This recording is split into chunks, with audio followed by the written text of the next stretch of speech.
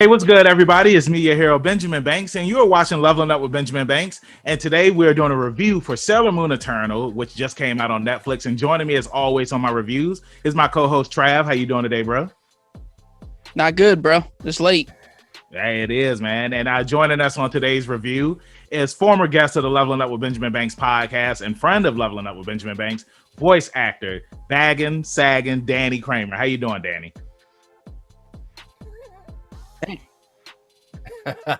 I'm doing good, thank you. I'm really looking forward to reviewing Sailor Moon Eternal. Pull the iPad out on him. Yeah, Hey. That's how I watch my Netflix. Hey, you know that's what bagging, sagging Danny does. He always pulls it up. He from pulls the it bottom out? of the screen. Uh-huh. Well, Let's keep I that can off the show camera. I can show you this though. My Sailor Moon Oh, S snap. Another Story SNES game, Super Famicom. I've played that before. Oh yeah, we have. Yeah, It's really incredible. It is, man, and not a lot of people know about that game either, man. No, they Same don't. There's thing with even a Sailor Moon fighting game and two puzzle games also on the SNES. I got those as well. I don't have them with me right now, but they're awesome. They're so much fun, and yeah. Me and Trav, we played it was the beat 'em up game on the SNES. Sailor Moon R, yeah. Yeah, but it was Yeah. It didn't age well. It definitely didn't age well. I got you. Yeah. But the Sega Genesis one is really good though, but not the SNES one.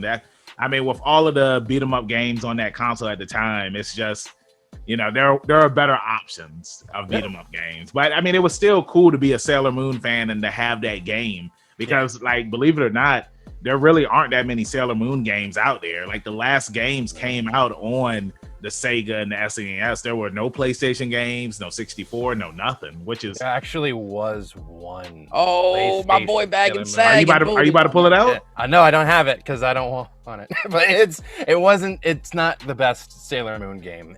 So, like, basically, Bandai Namco, you need to make a fighters style Sailor Moon game. You got to do that. Yes. You totally got to do it. I'd be down for that. Yeah. Right? Yeah. But yeah, before we get into today's review, make sure that you like this video, you subscribe to the channel, and you hit that bell button so that way you're always notified when we have new content here on Leveling Up with Benjamin Banks. So let's go ahead and get into this review. But before we get into it, like D always says, podcast link in the description. So let's go ahead and get into it.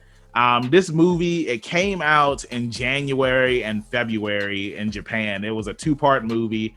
It is technically the fourth season of Sailor Moon Crystal. Now, I never watched Sailor Moon Crystal because I heard, bad things about the animation, so I kind of skipped on it. But I was a fan of the original Sailor Moon, and I want to know: did y'all watch Crystal, and were y'all already familiar with the story so far in Crystal, and then going into Sailor Moon Eternal? Danny, starting with you. Sure, yeah. I've watched both the original Toei series and Crystal, and I watched them both in the new Viz English dub. And with Crystal, basically, what the deal is that Crystal is a faithful adaptation of the manga. Yep. So basically, Sailor Moon back in the 90s, the way that it worked out, chapters were released monthly, but the Toei animation series, was a weekly airing anime. So what happened was that the mangaka would sort of give outlines of what the characters and sort of situations were, and then Toei Animation would take that and make their own season, Sailor Moon R, S, Super S, Stars, to make their own kind of story. So there was parallels in the stories, basically the same characters, but totally different ways in which the stories went. It's a lot like how Toei handled Dragon Ball Super. Like, it's exactly the same way.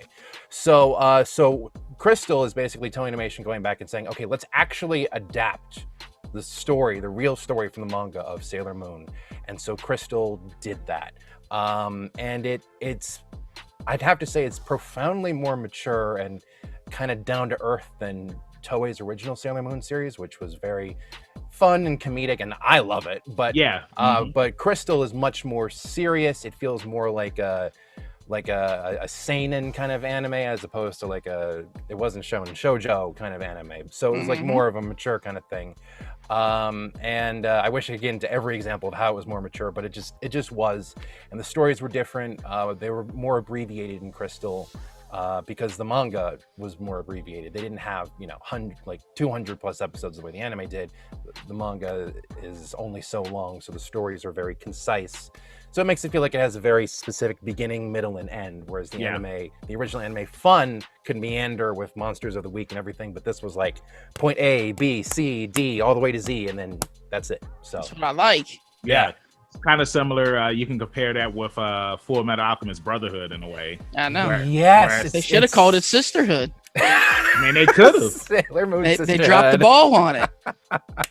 The only thing I actually didn't like about Sailor Moon Crystal is that they didn't use Moonlight Densetsu as the opening, because that is their sparking chala, head chala. Yeah, absolutely. You hear that melody, everyone around the world knows that's Sailor Moon. They should have never gotten rid of that. That's my only singing complaint. the song. Yeah. I agree with you, man. I mean, because Super came out, and they went ahead and went with different songs and whatnot. But it's just like whenever you think about Dragon Ball, you think about, like you said, Chala, head Chala.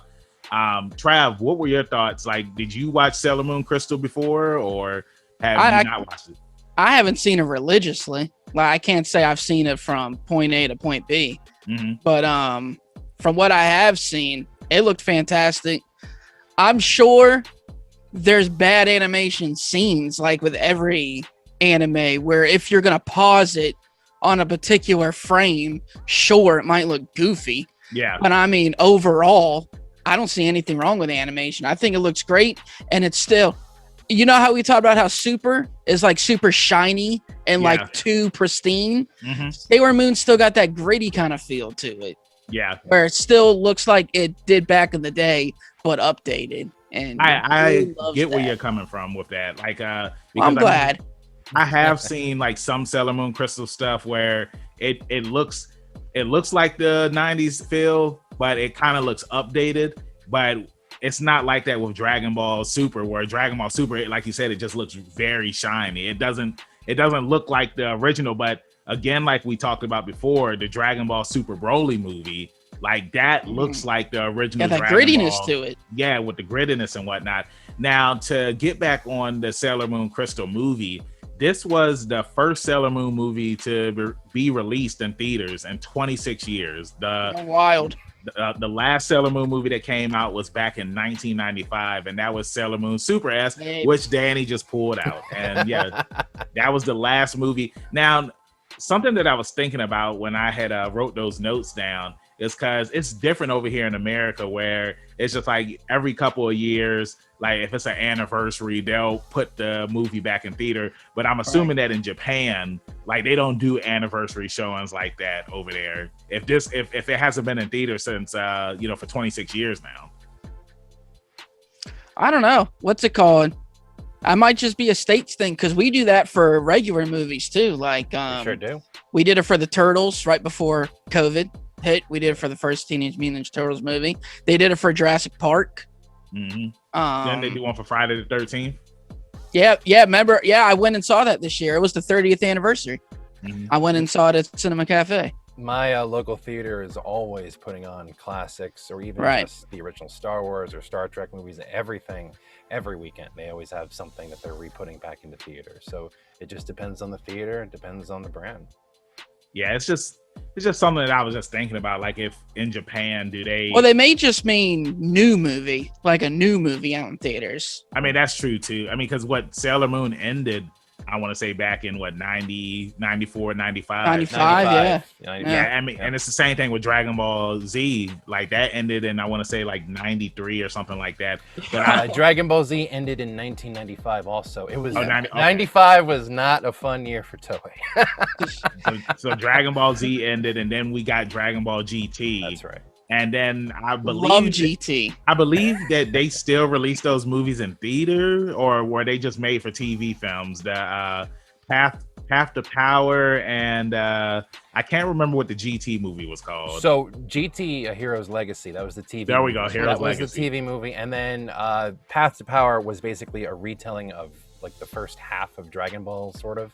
Yeah. And that was released in theaters, and that was the final Dragon Ball movie released during the original run. It's also the most beautiful and like the best one. But yeah, for sure. And it kind of had the GT feel to it, like the designs and everything. But they even used the GT opening theme instead of the Dragon Ball original. Yep. It was an interesting choice. So something I want to bring up before we move off Dragon Ball completely is I'm still mad that we haven't gotten a dub for the resurrection of that Trunks version. Like, I remember when we watched that. How? Yeah, I know. And what's it called? It's like, how have we still not gotten this dub? Like, that should look awesome. I mean, some things just aren't meant to be done. I mean, it's the same thing like with the My Hero Academia All Might Rising that came with the DVD, the short or whatever. Yeah, the short. Or to kind of swing back a little to Sailor Moon, the second Yu Yu Hakusho movie that hasn't been dubbed yet, and how that relates to Sailor Moon is that the mangakas, the creators of those two, husband and wife.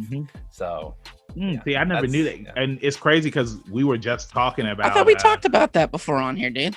No, we've talked about the Yu Yu Hakusho stuff, but I didn't know that there was a Yu Yu Hakusho movie that hadn't been dubbed though. Oh. Yeah, I didn't know. I thought you were talking about them being married. I was going to say, I thought we've had this conversation before.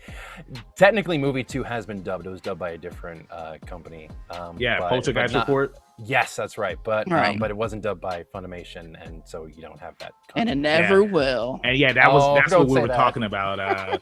Because that movie came out before Funimation even got the rights to Yu Yu Hakusho. I believe and so. Because it's out of print, like there's nothing that you can do with it, unfortunately. Well, that's how Sailor Moon was until Viz got it, right? You had that original Dick? Deke, whatever. Deke, and then Clover Way. Right. Season 3. But it was a long time, right? But like what, 15 years before Toei would actually give the rights to somebody? Because it wasn't like people didn't want to license it. Toei was telling people they couldn't. That's right. Yeah, because you could only see it sub. You couldn't. Yeah. And remember, you couldn't get, like, it was a shortage of DVDs and stuff around. Like, couldn't get it in stores. You had to get on like eBay or something. Yeah. Yeah, because I remember when Sailor Moon, the anime, ended over here, it ended with Sailor Saturn. And like that was Sailor Saturn. And it's like there was so much more, but unless like you were a diehard fan, you didn't know, like you thought you thought that was it. But no, do you think Sega are fans of Sailor Moon and that's why they called it the Sega Saturn? I mean, that could be a possibility. It could be, right? I mean, like Sega was popular in Japan at the time. I mean, when I think of Japan, I think Sega. You know what I mean? I mean, I get that. And hey, since you're speaking of Sega, it is the 30th anniversary of Sonic the Hedgehog. Like that just happened as well. Today, Saturday, 30. IDW did a big comic release for it. Sega does what Nintendo don't. That's right. But yeah, so let's talk about. Hey. No, I just want to say one more thing. Going back to, when the manga came out and all this stuff with Sailor Moon. If you look at the story for this movie we're about to talk about, bro, that story sound like some shit they wrote in the 90s. Oh, it does. You know what I mean? Like, it does. I mean, and it's crazy because like I really enjoyed the movie. I enjoyed the animation. But when I was watching it, it made me feel like I was a kid again. Absolutely. And it's like just the aesthetics and the colors and everything. Like we were just talking about this when we had Alan Lee on for who he was on The Great Pretender. And that anime, it's very bright and vibrant. And like, that's how this movie is. I love that. It's like they used the traditional names instead of the names that most fans knew, because a lot of fans, like, they only watched the Deke version of Sailor Moon. They never watched the Sailor Moon Crystal stuff or the new redub of the original Sailor Moon. And I feel like that this movie, it's made for fans of the 90s because like just throughout it, like 90s vibes. Like Danny, like what were your thoughts on let's start with part 1 of the movie. Like what were your thoughts on it? I found it very interesting that it felt almost as if I was watching an entire season or half a season of a show, because the movie felt very episodic. And I know some people might feel that that could be a criticism of it, but I know that what's being adapted is a series of chapters from the manga into movie form.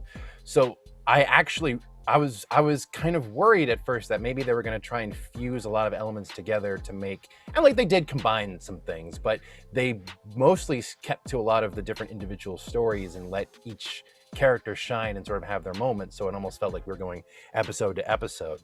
But I really enjoyed it. I thought I watched both parts in the English dub, and I thought all of the actors just did phenomenal work. You can tell that they love these characters, because remember, at this point now, they've gone through the original Sailor Moon series, which was 200 episodes. Right. They redubbed the 3 movies, from the original series, and they went through Crystal. So these actors are super experienced with these characters, and it may be the first time that a large audience through Netflix gets to see them. But this is so great in a way, because you get to see these actors at like their zenith of like having done these characters, and it'll hopefully draw in more people to go, oh, I want to check out more from this dub, because absolutely, really great. I mean, like Stephanie Sheh as Usagi. Yep. I should note that the mangaka actually highly praised her portrayal of Usagi, and felt that she is the American Usagi, which is I agree. That's the highest compliment the creator of a series can give to someone. So she's like up there with like Kevin Conroy is Batman, Stephanie Sheh is Sailor Moon. So like, so yeah. Trav? Yeah, nah, man. Just to follow up on my boy DK, without diving too much into part 2, but I just want to say a time real quick. When I watched part 1, I felt like a kid again watching Sailor Moon. Yeah. Where it's like it just had the Sailor Moon feel. Yep. It wasn't like amazing, because I like Sailor Moon, but I'm not a Sailor Moon fanatic. You know what I mean? It's not in my top animes, but I really enjoy Sailor Moon. So when I watched the first movie, I was like, I really like this. It was good. But when I watched movie 2, it was a whole different ballpark. Yeah, man. It was locked in, and it really reminded me. And going back to what Danny said, it felt like I was watching 4 or 5 episodes just crunched down into one movie. Yeah. It gave me early One Piece vibes when they did like the whole Alabasta arc as one movie. Yeah. And you got the rig. You could tell that it was more than this, but they condensed it down in a movie for you to watch. And this is how I felt about Sailor Moon, watching them both back to back. Was I just felt like I was binging a season of Sailor Moon. Yeah. And see, that's almost why I wonder why they released it on Netflix like this, because I wasn't expecting them to do this. You were shocked when I was like, it's both movies. You were I was like, what? Well, I remember originally when Trav said he wanted to do a review for this, he was just like, yeah, we can knock it out like that. I was just like, bro, like it's 2 episodes and they're both an hour and 20 minutes long. I was like, oh, okay. I thought it was just because they released them separately in Japan. I just assumed that we would get them separate, but they were like, nah, you getting the whole thing, fam. And that's good that they did that. But I agree with what both of you guys said about how it does feel episodic, because it's like, you get the first part where it's like the eclipse happens, and then the stuff happens with Tuxedo Mask, Mamoru, and then after that, like each Sailor Guardian, they have their separate episodes where it's like they have to conquer their own struggles. Yeah. So I mean, definitely with the first movie, like that's what it was all about. And then they introduced the characters, the villains. It was the Dead Moon Circus, and how Zirconia, which I don't know if you guys know this. I'm pretty sure that Danny knows, but Zirconia is voiced by the same actress who voiced Rita Repulsa. An evil space witch coming to conquer the earth, voiced by Barbara Goodson. Barbara Goodson, And also too, Trav, if you don't know, Barbara Goodson, she also voices Inaba on JoJo's Bizarre Adventure, and I just wanted to throw that in. But you know what else I know she does? She plays the policewoman in Pineapple Express, and I know when I saw her, and I was like, man, she looks familiar. And when I found out it was Rita Rapunzel, I was like, holy crap. Well, hold on, Rondell. Stoner movie. Hold on, Rondell. Put some respect. It's Rita Repulsa. Rita Repulsa. Sorry. She repulses you, yes. Yeah. I was like, wow. And what's really great, like, about that, like, this is one of those things where like I love the work Viz Media does, and I almost feel like there's some tongue-in-cheekness to that because Sailor Moon is Toei. Okay, Toei does both Power Rangers, Super Sentai, right, and Sailor Moon. So I almost feel like there's a kind of tongue-in-cheek thing here going on of Viz Media being like, hey, we have an evil space witch who's old and like coming to conquer the Earth, and we have five teenagers with attitude taking her on, like so, and they're fighting their sixth Ranger, technically 10th or 11th. right. You know what I'm talking about? So, you know, So, but she killed it though. Yeah, she did. Yeah. Now, something that's interesting that I found out is that in the original dub, well, not the original dub, but this was a different dub. There was a guy who voiced. There was a guy who voiced her. That was the Cloverway dub. Yep. The Clover. Yes, thank you, Danny. Yep. Now, what's interesting about Sailor Moon is, you know, if you didn't know this. When it came over here to the States, I'm talking to the viewers that are watching this, they changed a lot of the characters. Like if they were a man, they made them a woman. Or they removed the cross-dressing and the intergender stuff. Heavily censored. Heavily censored it. And that's one of the things that I loved when they redubbed Sailor Moon. It's like they kept the original characters. If this person was a man, they were a man. If they were a woman, they were a woman. But I mean, it was just weird. I mean, it was the 90s, you know what I'm saying? It was stuff coming on TV, and parents, they didn't want their kids watching this, or they didn't want, I can't remember what was it the Paratine Broadcasting Network or something, like the same people who sent the letters into for the Teenage Mutant Ninja Turtles, like it's just and like Power Rangers, weapons. Bro, when I think about the 90s, I think like no holds barred. So it's like, you know, the stuff I was watching on TV and the records I was listening to, I would never let my children watch and listen to what I watched and listened to. Of course. You know what I mean? So when I hear this stuff about the 90s, about them censoring things, I'm like, if anything, this would be the most appropriate time to have this stuff, even more so than now, because I mean, you had some off the wall characters. You did. I think for the 90s stuff, with the way those companies, Deke and Cloverway, handled things, I think they were trying to take a pretty conservative approach and were afraid to let, you know, characters that were cross-dressing or looked more effeminate or more masculine than they typically should be expected. In a lot of ways, Sailor Moon was very ahead of its time with how we're much more fluid about gender identity and things of that sort now. So it's very appropriate that it would get redubbed and be untouched, because there's nothing to change about it, you know. And you know, everyone knows about how Haruka and Michiru, I forget their English dub names from Cloverway, but they were made into cousins instead of lovers. They were cousins. But that makes it weirder, doesn't it? Yeah. Well, they had to change a lot of stuff, because I mean, like there's even certain dialogue. I can't remember. Amanda C. Miller, she had came to NecoCon, and she had told a story about like there was something between Sailor Jupiter and someone in the Deke dub, and like they said something that didn't make sense at all. But then when they redubbed it in the redub version, like it made sense. You know what I'm saying? And it's just weird. It's kind of like how Danny was saying. It's just like they wanted to. Is that when the movie was coming out? What was it? N or S or? No, this was something that actually happened in the Sailor Moon. No. Like when she was at Necco, was that around the time when that movie was coming out? I can't remember. I remember you went to the theaters and saw it. I feel like I went to the theater like the following year when it was the anniversary, but no, but she was at Necco that year, and she was talking about, you know, being in Sailor Moon Crystal and stuff like that. And that's somebody that we're still trying to get up here on the podcast too. I've slid in her DMs a couple of times.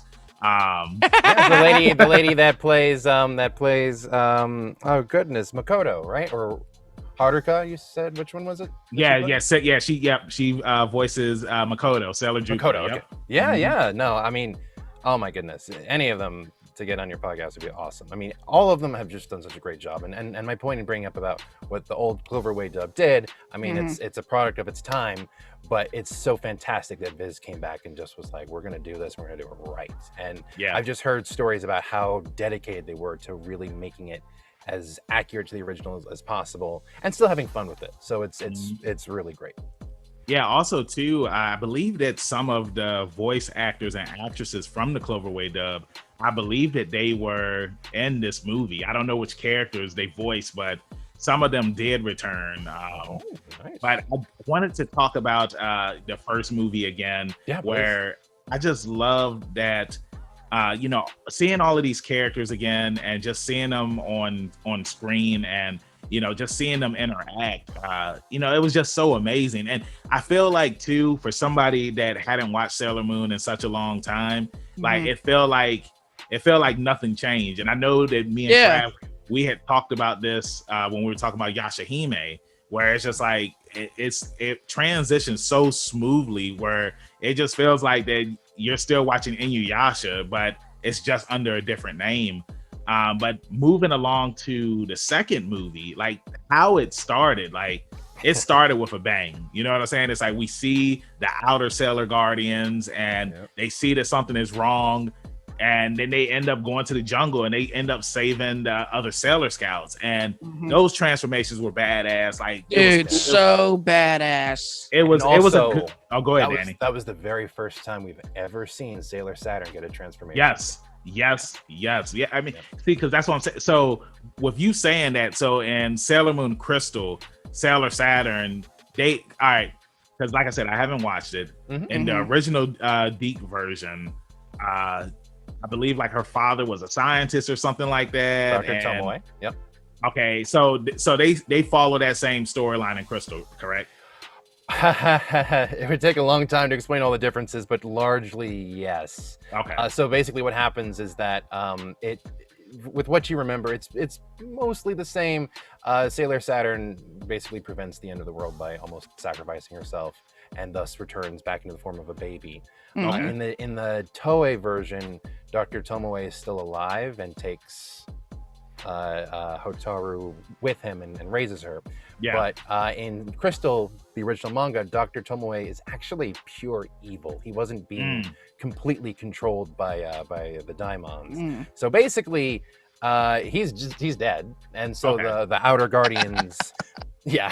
So it's darker, but the Outer Guardians raise Hotaru. So that's what we're seeing pick up here. So so basically, Hotaru's growing at an accelerated rate, and it's sort of like Kuwabara from Yu Yu Hakusho, where he loses his powers, and the Outer Guardians lose their powers. Because they're reawakening, and Hotaru is reawakening, so that they can be powerful enough to fight back against the Dead Moon Circus. So and I thought it was so cool how it's like Hotaru, she ends up getting her memories back. Yes, and then it's just like, hey, the Sailor Scouts, the Sailor Guardians. I'm sorry, I'm just so used to calling them the Sailor Scouts. You're fine. But call them the Sailor Soldiers. It's so many things that you can call them. Yes. But yeah, like they say that the Sailor Guardians need help. They end up going to help them, and I just love that. It's one of those things where, when you were younger, you knew that shit was about to hit the fan, because it's like you already had the Inner Guardians, and then when you had the Outer Guardians come in, like they were much more badass, and especially Sailor Uranus and like her powers and whatnot, and when they came on the scene and then they just kicked ass, and then we find out more about the villain, Queen Nihilenia. Did I say her name? Nihilenia. Nihilenia. And I don't know about you guys, but she reminded me of a doppelganger version of Sailor Moon. I was getting Hades vibes when she showed up when Usagi was born, and she was like, "Wow, I wasn't invited." Right. I'm playing it with you guys too. Like, where was my invitation? Trav, like, what were your thoughts on all of that? Well, I mean, again, you were talking about part 2 starting off with a bang, and I mean, you get like 40 minutes a battle, like it's a battle break back to the second part of the battle or whatever. So it was cool seeing this whole like her crashing the party. Like, it reminded me of Tommy Lee Jones, bro. It's Two-Face when he shows up to the party in Batman Forever. No, is it Batman Forever? No. I mean, pretty much. I can see that. Shows up to the circus. No, I was getting it mixed up though, because I was thinking of Batman and Robin when Iceman shows up to the party. You mean Mr. Freeze? Mr. Freeze, yeah. I don't know why I said Iceman. Iceman. You might as well just call him Iceman. Iceman. Hey, that's what he called it. Hey, and Iceman what did Mr. Freeze say when he opened up that tank and he popped out? I don't even remember. It's been a minute since I've seen Batman and Robin. Yeah. What did he say, Trav? I don't know. I was hoping you had it. I know it was a pun. That's all I know. Yeah, it was Ice definitely a pun. pun. I know it was a horrible line. Nice to meet you, baby. Yeah. Something like that. But Danny, how did you feel about the start of movie number 2? So I love the friendship between Hotaru and Chibiusa. So when so you kept seeing like little moments, like not right off the bat, but when they started to get reunited, where you saw that that Chibiusa wanted to say something to Hotaru and stuff. So when they had that moment where they were running together to the circus tent, and they had that moment where Hotaru said, well, I got my powers back so that I could fight and protect the queen and da-da-da. And then she stops and then says, I also got them back so I could be by your side and we could fight together. I got a little teary-eyed because I love their friendship in both the Toei and the original Crystal versions of the story. So that was great. Also, just because I love playing the Sailor Moon fighting game, it's very funny because in the original Toei anime, Sailor Saturn just didn't have any powers besides Death Reborn Revolution, the attack that destroys the world. Yeah. So it was great to see that pulling from the manga, they have Sailor Saturn actually have attacks like Silence Barrier, Silence Buster, which she doesn't name, but it's the beam attack she uses, and then she had what was basically Getsuga Tensho, but basically like Silence Surprise she calls it, where she fires a huge slash. So it was cool to see. And these are all attacks she has in the Sailor Moon fighting game. So I was like, yes, like that's where they got those from. Yeah. So that was nice to see. And then aside from all of that, I was really happy. Like I generally knew the story of the 4th arc. I didn't read all the manga chapters for it, but I knew what generally happened. So seeing Mamoru get his crystal and that he has powers too, and he has significance, as well as the fact that his whole thing is I'm such a burden to everyone, and it's really funny because everyone always jokes that Tuxedo Mask is useless, right? Right. Yeah. But he's like, yeah, I am useless, and I don't want to burden everybody. And now he has powers, and he's like, I can help and I can do things now too. And I was like, I really appreciated that. And then the fact that the movie ends with like their coronation, right? Yeah. King and queen. So that was really cool. And That's what got me emotional though, was him. Okay, just talking about I'm the reason why you lost your powers pretty much. And then when they get that back and she's like, I feel a connection to you stronger than ever before or whatever. And you see the crystal or whatever, and I'm like, damn, this shit is real here. And that is one thing that Sailor Moon has always done. It's like the love stories that they tell on this show. It's like they're always amazing. And I've always loved the love story between Usagi and Monoma. And like, it's just crazy because when you watch the original dub and like you see like he's kind of a dick, always joking there, calling. Honestly, as a kid, I thought he was kind of a villain. Yeah, I did the way they portrayed him. Yeah. I can't because I'm not too caught up on the redub. But Danny, is he still the same way on the redub? Yeah, largely. When Deke was dubbing that part about his character, that was pretty accurate. They probably added more jokes in, of course, as most 90s dubs did, but for the most part, that is who he was. So Toei Animation took the idea of their romance and took it more in the sort of like, romantic comedy kind of direction. The thing about the original manga, and then by extension Crystal and Eternal, is that their love is meant to be like an ideal, like incredible, poetic, like destined lovers kind of thing. So it's much more profound and mature. Not that they don't have issues and stuff like that, because if it was perfect, it would be unrealistic. But it isn't as like silly and comedic as it is in the original series. It's much more mature, much more profound. So that's kind of the difference there. And just Mamoru just comes across in this series, like as you're saying, like with all the times that he got turned evil in the original series, it's sort of like, is he the good guy or is he a liability? Right. Yeah. So now and in the new, like in the newer series, the original story, as you're getting to see it, you get to see that he does have this sort of self-awareness of, no, I want to be more useful, I want to be better, and then all this kind of stuff that he never got in the original series. So, and just one more thing I wanted to add, that you were talking about the love with Sailor Moon and the story and everything like that.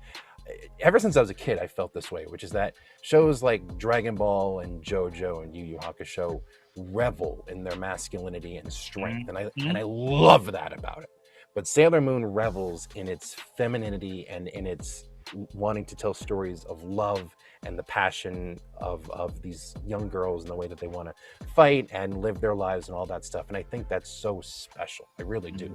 I appreciate that just as much as like the super masculine stories we get from JoJo and Dragon Ball and all. Yeah. And as much as the whole transformation and they're quote unquote naked or whatever, the love stuff is never sexualized. You know what I mean? Exactly. It's just pure. It's romantic, but it's not romantic. It's like, it's just a pure love that doesn't involve genders or sexuality or anything like that. It's just love. It's just romance. And you know what's crazy is to piggyback off of what you were saying, Danny, when I was watching the movie earlier and my brother, he saw that I was watching it, he was just like, yeah, man, I remember you used to watch that when we were kids. And he was like, you know, I tried to get into it, but you know, it just felt like it was a show for girls, and you know, I just couldn't get into it. It wasn't like Dragon Ball Z or any of that stuff. But it's like how you were saying, Danny. It's just like you had Dragon Ball Z, you had Ronin Warriors, which is something that a lot of people don't even remember. Gundam Wing, where it's just like JoJo, like you had these shows where it's just like, you know, you had these beefcakes. You know what I'm saying? And it's like they were masculine and like all they were doing was whipping ass. But it was cool to have this show where it's like your main characters were women and they showed like the struggles that teen girls went through. You know what I'm saying? And to see that as a kid, and you know, you could, being a guy, you couldn't relate to it, but you could relate to some of the stuff that they were going through. You know what I'm saying? Because like this is stuff that anybody can go through. It's just that you're just looking at it through 5 girls. You know what I'm saying? And that's what's I'm so sorry to cut you off. No, you're fine. You can go ahead. That's what's so important about storytelling nowadays, is that to give more lenses to see the world through. Because basically storytelling is essentially you're telling a series of events, but the main character or characters, they're always the lens that you're going to see that story through. So it's always great to have as many different voices and as many different lenses as possible to see different stories and worlds through. So that's something that I loved about Sailor Moon, and I want there to be more stories akin to this where we see the world through different lenses than what we're usually used to. It's usually male characters that we have, so having really great, well-written, well-developed female characters to see the world through is excellent. And you know, there's more of that coming from Western and Japanese animation too, but Sailor Moon was really the first, like, most pronounced of its type in that way, that broke the mold, and just want to see more of that. It's great. I don't know, man. Like, I mean, like, I agree with you on that part, but there was another girl cartoon. It wasn't an anime, it was a cartoon, and that was Gem and the Holograms.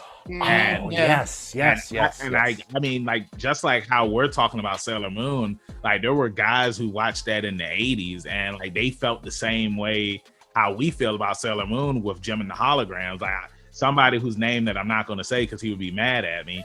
Like he used to watch Gem and the Holograms when he was a kid because his sister used to watch it, but he was able to watch it and follow along with the stories and be entertained by it without making him feel like that he was being feminine. Because, you know, like watching shows like Sailor Moon, like back then, it's like it was kind of frowned upon. Like, you know, like there were guys that would be like, oh, why are you watching that girl stuff? Like that's for girls. Like you need to just be watching Dragon Ball Z and all that stuff. But it's like whenever I watched Sailor Moon, I never felt like I was a girl. I always felt like I was still me, and I was a boy that was watching the show where girls were kicking ass, and it was similar to Power Rangers. You know what I'm saying? Like, and again, like comparing it to Ronin Warriors, like Ronin Warriors was the male version of Sailor Moon. And like I said, a lot of people don't know what Ronin Warriors is, but it's just as good as Sailor Moon, where it's just like you can be a girl and you can watch this, and it's like you can kind of relate to what these guys are going through, because it's like they're teen boys that have to save the world and they transform and all this other stuff. But something else I wanted to talk about Sailor Moon Eternal was the Amazon Quartet. and how they ended up being the asteroid sailor guardians. And I thought that was amazing. Like, I didn't see that coming. And to say that they were going to be the protectors of Chibi Moon, like when she gets older. And I thought that was really cool. And how Sailor Saturn, what touched me was when she was just like, I swear to you guys that I'm going to be here to protect her. And I was just like how you said, Danny, their friendship, like she was talking about all the other Sailor Guardians, but like, no, this is my BFF. Yeah. You know what I'm saying? Like I grew up so that way that I could come back and protect my friends. So, the way she said it too, like, that wink, wink at the, the way she said it, man, just again, another emotional moment to Sailor Moon. And I do want to throw my 2 cents into what we were talking about earlier with, and you bring it up, Gem and the Holograms or whatever, but specifically for like Japanese animation coming over, not as a kid, but as an adult now, when I see it and I appreciate it and all that stuff. You have like Yusuke with the toxic masculinity, right? Yeah. Where he's just a dick. Yep. But Goku, on the other hand, it's like, he's just an idiot, but like he still comes from a place of love. Like when he does something, even when to the point, like remember when he turned Super Saiyan and like he was still gentle, you know what I mean, to Gohan or whatever, he raised his voice or whatever, but you more felt it as a father, than toxic masculinity like you get with Yusuke and Yu Yu Hakusho.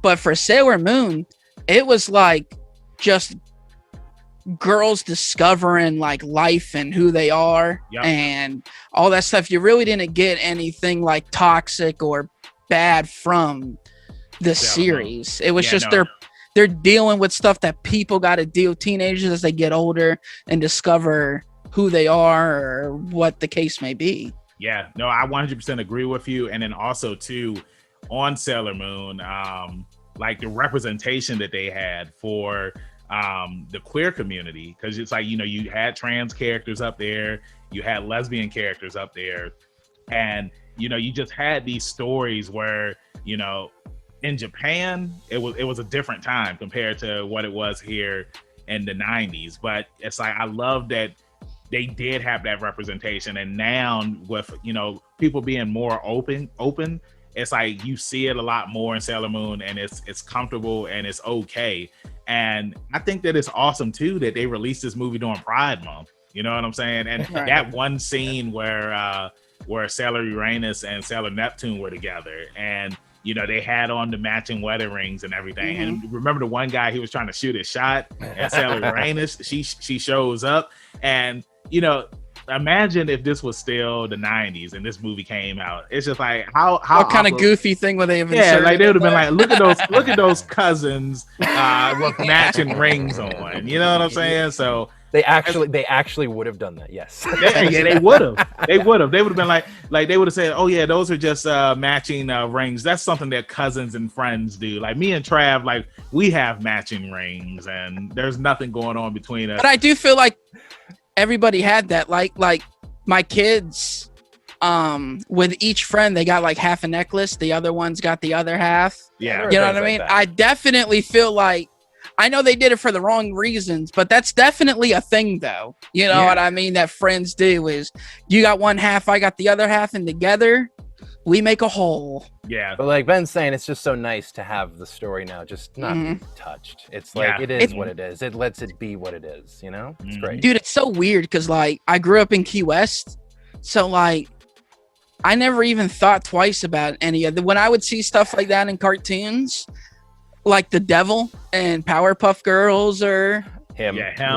Weird stuff in Cow and Chicken and Rocco and stuff. Honestly, I never even thought twice about it because it's like I see these kind of people all the time. Yeah. Like super out there stuff. You know what I mean? You gotta remember, it was an agenda. They were trying to brainwash you. And like, it's crazy how some people can be, man. And I'm not gonna sit here and joke, those people, but they are wrong for thinking that way. But all in all, like both movies were really good. my ranking for both of them combined, I'd give it a 9 out of 10. That's my final ranking for it. Danny, what about you? Oh, definitely. I would give it a 9.8. I just wish both movies could have been just a tad bit longer to go a little bit more in detail or give a little more breathing room in some spaces. But for the most part, they're so good and they really represent what the manga was trying to get across. And even comparing it to the original series, which like this was season 4 of the original series. Yep. It's so great to have elements like Mamoru with the golden crystal, his whole arc of, his whole journey of wanting to become more useful, seeing Chibiusa and Hotaru have like a real like wonderful reunion, seeing the Amazon Quartet become what they really should be, because in the original anime Toei just decided not to adapt their story, so they were just villains that got redeemed and then just kind of went off and disappeared. So like it just felt such like a complete kind of story. So yeah, no, 9.8. It was fantastic, really great, and the dub team, all of the voice actors were just incredible. So yeah, nice. Trav? Yeah, man. Again, I've seen Crystal, but I haven't seen Crystal, and now this movie definitely made me say, okay, it's time for me to pick up this series. Yep. And of course, man, everybody knows, I say it all the time, I love Christina V, and Sailor Mars is my favorite. She's my favorite. Hey, Sailor. What a coinky dink. Look, yeah. There's her attitude, right? You know what I mean? Yeah, that's what I love about her. It's like, she's like the badass. They're all badasses, but she's like the badass out of the bunch. I don't know. She's got a certain swagger to her, and I've always loved her, and I love Christina V too. So I mean, yeah, I'm definitely gonna go back and like really, really watch the series, especially with the girls. And I agree with Danny. They could have been like 100 minutes each. I think they were on like about 80. They could have been 100-minute movies, and I would have been completely fine with it, to be honest with you. So I'm giving this a 10 out of 10 when it comes to an animation movie. Like, I really can't say I would have changed this or that, dude. It's a pretty damn perfect movie in my eyes. Yeah. Oh, I'm good. Hey, I mean, when you heard it from us, let us know in the comments what you thought about the movie. Did you like it? Did you hate it? Do you give it a 10 out of 10 as well? Or do you give it a 9? I mean, we all gave it pretty high rankings. And I think that they deserve our praises. They deserve everybody's praises. I think everybody needs to check this movie out. And with that being said, thank you everybody for watching this review. Danny, thank you for joining us. Let everybody know in social media land where they can find Baggin' Saggin' Danny Kramer at. I am Danny Kramer on Twitter and Danny Shack 27 on Instagram. So you can find me there, and on Twitter I'll be announcing a new role I just came out recently for a video game. So keep an eye on there. Yeah. Congrats. Thank you very much. Thank you. Hey, let them know about the award-winning roles that you've been in too. Yeah. Just recently, actually very soon, the television series Upcode will be coming out. It's an award-winning comedy series, and I play the voiceover of the commercials for the totally not evil medical company that definitely wants to help you so long as you're healthy and not sick. I play a very facetious kind of, we want to help but not really, but do kind of voice there. And it's won awards all over the world, which was very surprising because I found that out and was like, wow, okay. And so that'll be coming out June 8th, and I will be making posts about that, and I'll make posts about the video game that's just come out that I'm in as well. So yeah, that's right. Awesome. That's right, baby. You gotta keep it. You gotta keep your. Don't tell nobody. Oh, that NDAs, man, those things are killer. Which is funny because with Sailor Moon Eternal, here's one thing to kind of blow your mind with. Think about this for a minute. Originally, Sailor Moon Eternal Part 1 was supposed to come out last year, but it got delayed because of COVID. But we get Sailor Moon Eternal Parts 1 and 2 released together just shortly after it's released in Japanese theaters, both parts. But it's like, well, wait a minute. It takes a while for them to dub these things, right? So how far in advance did they dub these two Sailor Moon movies? And how long do the voice actors have to stay mum about saying, oh, yeah, they're going to continue the series, but in movie form, right? Like, think about that. Yeah, I mean, it's always something that like with the My Hero stuff, you know what I'm saying? It's because the movie comes out in August, and it's just like that's something we always talk about with voice actors and actresses is how you know, like how long does it take to, you know, get the stuff out there? You know what I'm saying? Because you would think in this day and age, like it would be as simple as like, here's the movie, here are the sound effects and everything.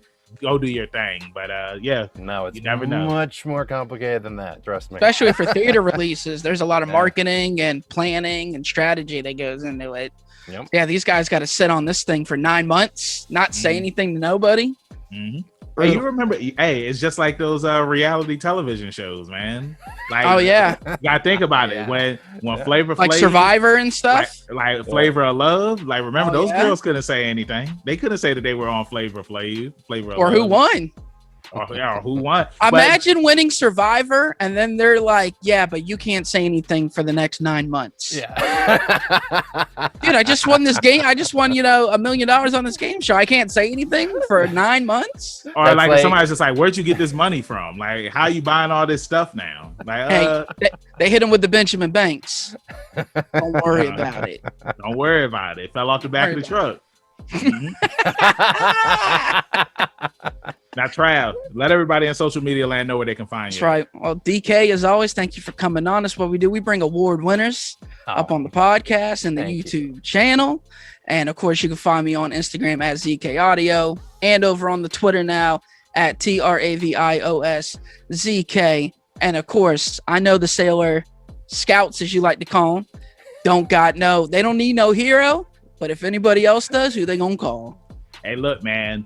When your man Tuxedo Mask, when he throws the rose, I come following up with the smash. And that's right. Your hero Benjamin Banks at @KingBenji_Banks on Twitter and Instagram. You can find me on Facebook at Benjamin Banks. I should be the first person to pop up. If not, then I need to contact Mr. Zuckerberg.